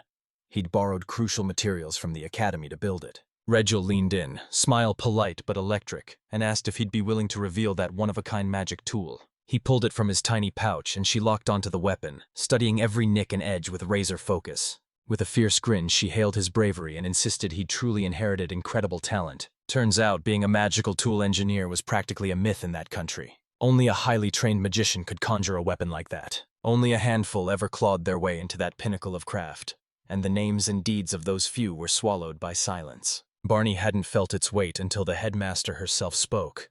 Then it slammed into him. He realized he was doing something extraordinary, and the raw power of his chosen job hit him like a thunderbolt. Regil snapped that the Academy had always favored magic and martial paths, and right now, not a single student was enrolled in a crafting job. She proclaimed, fire in her voice, that she truly wanted to learn the craft of magical tool engineering to secure the Academy's future development. Barney was currently the only magical tool engineer she knew, so she implored him to consider the Royal Academy for his future studies. Barney's eyes shot wide at her sudden demand as he protested, "I'm only 6. I barely know anything about magic." Seeing him balk, Regiel's face froze and her voice turned to ice. She jabbed a finger and spat that he could stash the Academy's costly anesthetic grass in those custom benches without permission. Her demeanor flipped in an instant, and his answer shifted on the spot. He hasn't even said he'd consider her proposal. Barney burst out of the building and stopped dead. Regile's behavior had flipped into something shocking and totally unpredictable. He alone carried the bitter truth. His power couldn't crush every challenge. Shock slammed into him as he took in the courtyard, strewn end to end with wreckage. Scott, right at the scene, was convinced they could fix countless things together. His blacksmithing, paired with Barney's exceptional repair skills, would bring it all back to life. Determination blazing, Scott and Barney dove into the wreckage and restored it piece by piece. The entire student body surged to back their effort, and Will was fine, only a fractured bone. So Lucille sprang forward and immediately tried to mend it with her magic. Barney spotted a student frantically beckoning him over, pleading for his help to mend a severely damaged section of the building. Barney launched into action, magic crackling at his fingertips as he repaired the section with effortless skill in seconds. Just then another group of students rushed over, their faces glowing with gratitude. They dropped to their knees and bowed deeply before Albaros, thanking it for bravely saving their lives, while Albaros brushed off their praise with a calm, unreadable shrug.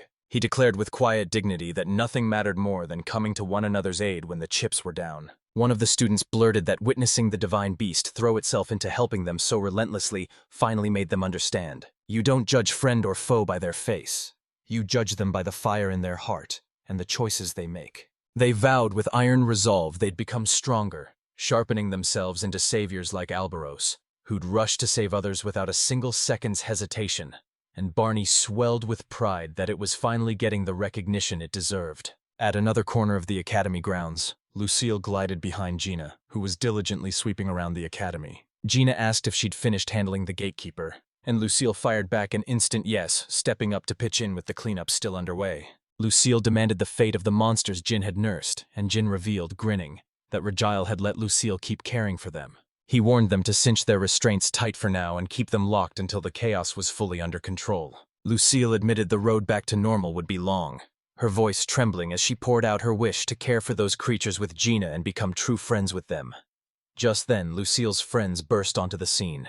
They lunged forward and embraced her tightly, shouting how relieved they were she was safe and unharmed, confessing they'd been terrified watching her bravely fight those monsters from afar, and praising her remarkable courage and awe-inspiring magic. Lucille waved off the praise and insisted their victory belonged to everyone who pulled together. A gasp split the room as they snapped to Gina and raved about her unique powers too. They introduced themselves as Karen and Melissa and beamed, asking if she'd like to be their friend too. Gina's face erupted into a radiant grin as she snapped, "Yes!" and grabbed their hands, shaking them with pure delight, while Lucille stood there, a content, heartwarming smile on her face. Later that evening, at the Academy's main exit, everyone pressed close, eyes glistening, and poured out a raw, heartfelt farewell for Scott and Barney. Rattling back in the carriage, Scott blurted out whether the headmaster planned to admit Barney to the prestigious academy. Barney flashed a grin and confirmed it. He confessed that even though Regile had heaped lavish praise on his skill, that recent events slammed into him and forced home the truth. He still desperately needed to strengthen his own ability. The magic tools roared with power but couldn't fully subdue the most formidable monster, and Barney blamed his own lack of skill. A cold certainty slammed into Scott. He needed to grow stronger. He couldn't let the enemy slip away again, and his once lightning movements now betrayed him, each motion slower than in his prime. Rage coiling in his gut, he vowed to settle the score with that cunning man face to face the very next time their paths crossed. He locked eyes with Barney and dropped the name. Stone. A secluded village buried deep in the verdant Dagon. When he first launched into adventuring, someone from that very place had taken him in and cared for him. A mine yawned nearby, its tunnels brimming with glittering magic stones. He declared he'd be going there soon to train himself and asked Barney to come along. Barney practically exploded with joy. He practically leapt forward, grinning, and blurted, "Are you actually okay if I tag along?" While Scott froze, turning his original plan over in his mind. To protect his beloved family from any danger, he'd charge headfirst into hell, no matter the cost. Later, within the Academy's halls, Regil stormed up to a trustworthy member of the royal family, the distinguished Lord Matthews, and urgently blurted the unsettling details of the recent incident. She dropped a bombshell. Suspicion had ignited that vital documents were forged, and the kingdom's magic core was involved. She stormed in and thrust the critical report into his hands. She hurled the question at him. Did he have the slightest clue about the incidents? He snapped a flat denial, then spun and demanded, "What about Barney?" Zorian glided in, shrugged, and dropped that he seemed to have overheard a swirl of bone-chilling rumors. The moment the Zorians arrived, Matthias lunged straight into the heart of the matter, and snapped, "Do you even realize the catastrophe that just erupted at the Royal Magic Academy?" Zorian shot down the claim, shredding it with a single icy rebuttal. He admitted he couldn't stay silent about the Magic Corps' involvement and the forged documents. He was the one ultimately in charge of those sensitive matters, and declared an immediate, full-scale investigation at the Academy. On Prince Baker's direct orders, the next king himself, he sprang into action. He flashed a sly grin and shot the question, would Matthias really be okay with this investigation? Matthias clenched his jaw, mustered a prickly unease, and gave him the go-ahead. He flashed a calm smile and slid a quiet instruction to Zorian. "Tell my brother I'm stepping out for a short while." He hurtled towards someone of colossal importance. He had to meet them immediately. A few days later, Barney and Scott arrived at the mentioned village, Barney's heart hammering as he shot to his feet and shouted that the massive mine was finally looming into view. Scott told him, eyes alight. Stone Village might be tiny now, but it once roared with life, all because a rich magic ore mine sat right on its doorstep. After the school nightmare finally died down, Scott hauled Barney straight to that very village to harvest more magic ore, and Barney practically crackled with excitement at the chance to explore every corner. A flash of memory struck him. Back then he'd asked Dorothy for permission to go on this trip. She declared with rock-solid certainty that Scott hadn't come to the village for anything else. He'd come to meet one specific person. Suspicion flared in Barney. He knew Scott was hiding another motive, a faint electric tension hanging in the air. Albaros, traveling beside them, warned Scott the surrounding forest bled into the same woods they'd already faced, then shot the question at him. "Are you sure that's really all right?" Scott barked that the ring of forest around the village was sealed, but warned they'd only be safe if everyone kept their distance and urged them to stay on guard. Moments later, they burst onto the jagged outskirts of Stone Village. Barney practically vibrated with excitement, itching to plunge into the sleepy village, while Scott, calm and shrewd, urged them to greet the village chief first. They plunged deeper into the village, and Barney couldn't ignore the chill. The streets felt eerily empty, like everyone had vanished. Albaros scoffed that the place felt dead. Right then, they ran into a tight cluster of men gathered in the center. Barney lunged in on impulse. Their fierce, wary reaction stopped him cold. They swarmed him with sharp, probing questions, tearing into who he really was and demanding to know what he wanted from them. Scott sauntered in like it meant nothing, then dropped the revelation without so much as a blink. They barged into the sales chief's office just to ask if he had any clue where the man had gone. Zelves, standing nearby, froze the instant he recognized Scott, his gaze melting as he asked, "Are you the Scott I once knew?" Scott greeted him warmly. Zill shot over, grinning as he told Scott he looked way tougher since they'd last met. Then he apologized for the crowd's earlier rudeness and flung his door wide, welcoming them straight into his own house. Later, after they'd sunk into Zealous House's cozy hush, he leaned in and asked Scott, "How are you really holding up?" Scott grinned and told him he'd hung up his sword and now proudly ran a blacksmith shop in the capital. Zell's eyes locked onto Barney and Albaros as he demanded the truth about their connection to him. Scott declared them his cherished son and his resplendent divine beast, and Zell's jaw dropped. He couldn't fathom that the Scott he knew had suddenly become a father. Scott dropped another bombshell. Barney was actually his second son, and he even had an older son and a daughter. He strode forward and announced to Barney, "This is Zill, the village chief and my revered master." Zells wasn't just a fighter. He was a razor-sharp warrior who wielded devastating attack magic with surgical precision. Barney practically exploded with joy the moment he finally stood before his father's legendary master. Zill beamed and warmly thanked them for coming all the way to his humble village, then owned up that he'd have put on a far better show if the village hadn't been such a sorry mess. At his words, Scott snapped, "How's the village holding up?" It had shifted, now wrapped in an undeniable gloom that swallowed its former brightness. Zales dropped the bombshell. 5 years ago, the nearby Dagon mine had catastrophically caved in. Miraculously, no lives were lost, but many lay gravely wounded. The mine was sealed tight, choking off vital trade, and scores of residents fled the village. The words hit her. Marnie turned to Albaros and blurted it was exactly when they'd first met in that forest. It turned out the mine burrowed right into that forest, and Barney's jaw clenched as suspicion flared. Was it really a coincidence that both incidents hit around the same time? Zeal insisted the villagers' nerves were frayed from everything they'd endured and implored Scott to forgive their earlier rudeness. A woman limped over, leaning on a crutch for her injured foot, and pressed a steaming cup of tea into their hands with a warm smile. When she stumbled back, Scott shot, "Were you hurt in the mine collapse too?" But Zell cut him off. No.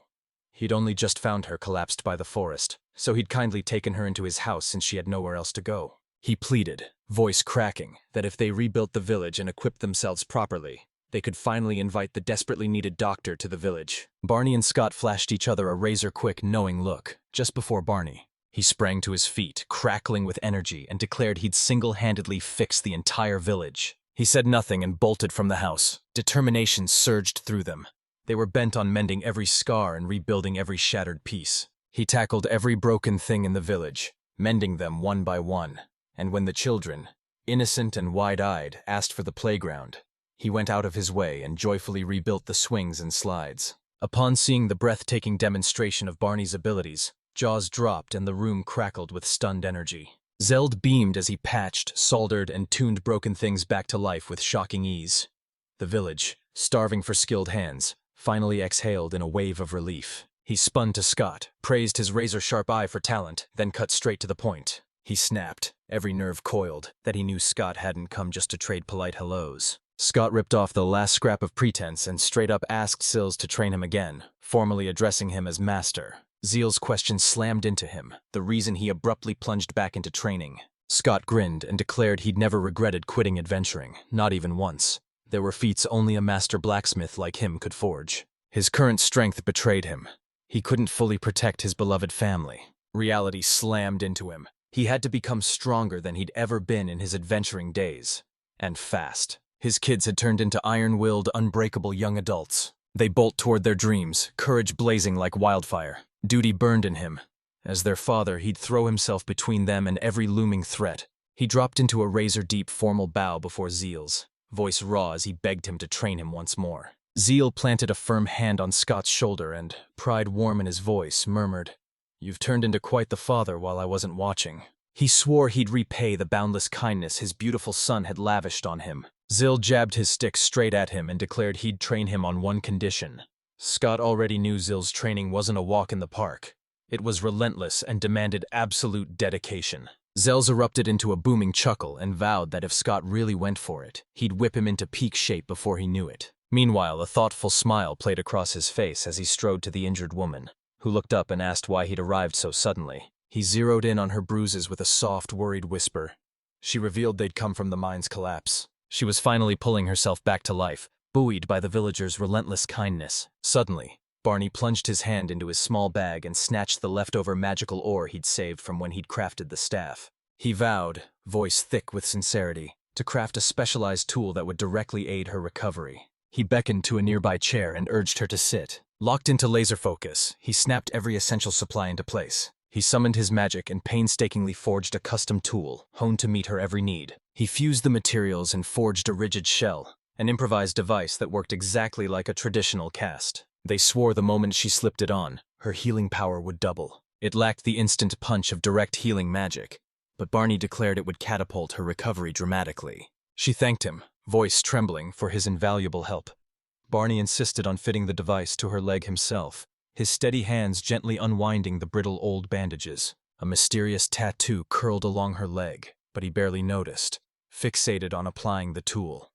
She thanked him again, voice trembling, then admitted she had no money to repay him. Barney brushed off her concern with a warm grin and shot back that he was genuinely thrilled his abilities could help someone in need. She demanded to know why he'd come to the village, but before he could answer, Scott banged on the door and bellowed for them to come out. Barney dipped into a deep, respectful bow before her, then straightened and strode away. He strode on, blind to the chilling, uncanny presence clinging to her. Barney shot outside and blurted, "Anyone need help?" Scott snapped that a food storehouse stood on the village outskirts and pressed Barney to help haul some provisions. Barney jumped in with a yes, but Zell winced and hurriedly apologized for the trouble. The village's buildings were collapsing, but they'd somehow managed to dramatically bulk up their food supplies recently. He bellowed that the Lord of the Dragon region had just changed, and they urgently needed to secure the village's food supply. Scott's eyes snapped to the new lord. Was this man someone of real renown? Zell is vindicated. Proven utterly trustworthy, he put his people's well-being above everything. He jabbed a finger at Scott and said the man was out on an inspection tour. When he gets back, greet him the second he walks through that door.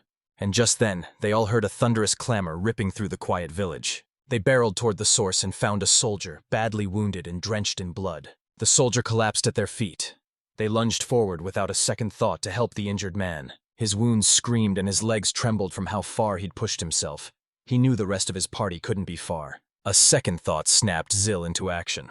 They decided to surge forward to rescue the others and immediately enlisted the nearby women to tend the collapsed soldiers' wounds. After a fast scan, Scott snapped they split up to search and sent Albaros to chase the blood scent, but Zell's refused. He already had a rough idea where to look.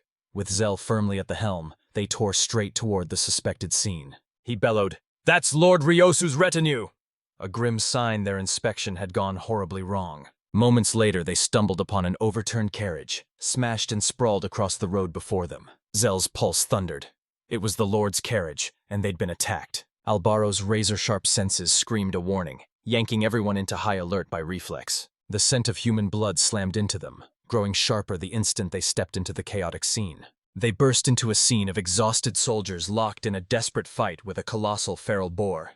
Their meager swords the only defense as the beast's savage gaze fixed on them.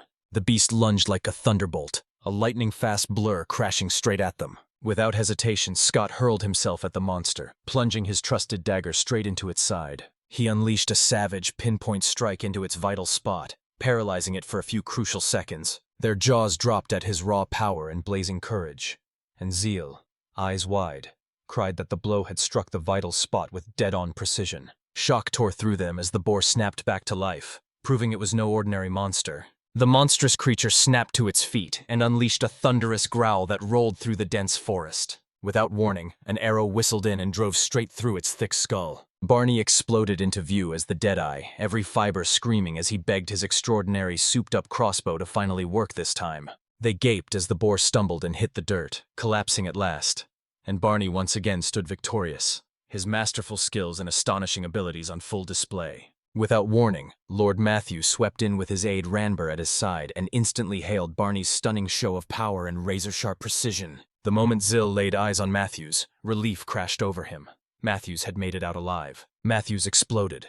They'd been ambushed on the way back from the inspection. He confessed the escort had been a skeleton crew, leaving them staring down catastrophe. He gaped, jaw dropping, as Barney's power slammed into reality, exactly like the rumors promised. Barney, totally clueless, had no idea people were whispering about him. Matthias had already caught wind of Barney's thunderous victory in Rodinho Valley and the explosive incident that rocked the Royal Academy. He shot his hand forward, a warm smile spreading across his face, and admitted he'd never once imagined they'd run into each other like this. Barney clasped his hand and politely asked who he was. Zell strode forward and proclaimed he was Lord Matthias, the esteemed Lord of Stone Village. Matthews dropped a bombshell. He was the Raltuba Kingdom's second prince. The revelation hit Scott and Barney like a thunderclap, jolting them both into stunned silence. Shortly after, they ushered Scott and Barney to the grand mansion where Matthew resided. And as Barney strode down the echoing corridors, his thoughts churned. He'd never imagined anything this grand crouched on the village's edge, and he bristled.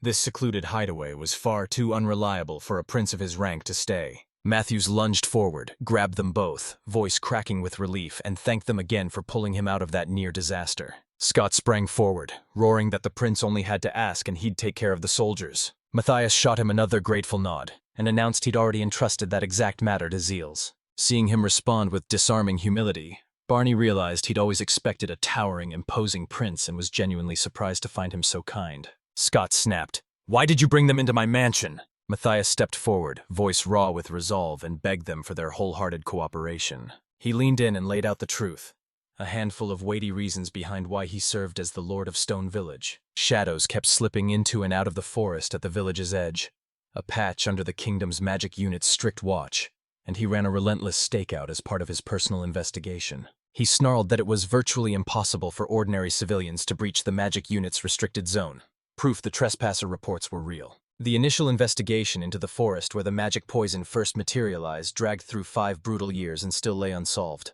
Recent reports even finger magic unit members in the unsettling academy incident. Matthew stormed into the forest to investigate it himself, and the moment he stepped in, death fixed its sights on him. His aide cut in and pressed on, insisting the freakishly huge monster that had shown up in Rodinho Valley shouldn't naturally exist there. Alarm screamed as mutated monsters overran the academy, and that very day a brazen assailant struck directly at His Highness. Their gnawing suspicions snapped into ironclad certainty. Every clue screamed the magic unit was behind it. They'd conjured those colossal monsters. Matthias snapped to attention. Their immediate mission, Protect the ominous secrets hidden within the forest. Matthews snapped the truth into place. The monstrous creatures of Rodinho Valley and that recent campus incident were almost certainly grotesque experimental subjects. The pattern snapped into place. Barney froze, stunned, and shouted how the magic unit could unleash such monstrous cruelty, even targeting the life of a prince. Matthias barked, the true target still unknown, but the mastermind sits undeniably in the kingdom's heart. Someone who bends the powerful magic unit to their will. Discontent crackled through the royal family. Dozens of its members seethed with bitter resentment. He hunted down Barney's enchanted tools, desperate for their one-of-a-kind power. Those same tools had already fixed the last two crises. The moment that earnest plea hit his ears, Barney's gut flipped and doubt slammed into him. Could he really be fit to shape the nation's fate? Matthias slammed the point home. Barney wasn't just any smith. He was the country's only maker of magical tools. He knew it was mission critical, so he grabbed at Barney like a drowning man and begged for his help. He strode up to Barney and thundered. He wouldn't let anything shake the kingdom's very foundation, swearing he'd do whatever it took to secure his people's lasting peace. He pressed his tender, hopeful hand to Barney's shoulder and implored him to stand as a shield for those precious people. Barney's breath hitched as a thunderbolt of truth crashed down. He'd been born a magical tool engineer, and only he could truly pull off certain feats. He had steadfast comrades at his back, but his family was his whole world. If his power could shield those he loved, he'd hurl himself into the fire without a second thought. In his past life, he'd been utterly powerless, unable to lift a finger and change a single thing. He seized Matthew's hand in a fierce grip, held tight, and roared that he'd go along with the daring plan. Scott stepped forward, offering his helping hand. Matthew dropped to his knees before them, thanking them from the heart for their priceless aid, then moved to map out their next crucial steps. He vowed to funnel a few fresh units into their ranks, then head back to the capital to carefully reforge the command. Barney shot back. "There are reliable people in the capital." The instant he could entrust those matters to someone with absolute, unshakable faith, the woman who'd been faking her injury dropped the act, planted her own 2 feet, strode into the deep forest, cast a spell that birthed an ominous crow and quickly tied a note to its leg, and hurled it into the ink-black sky.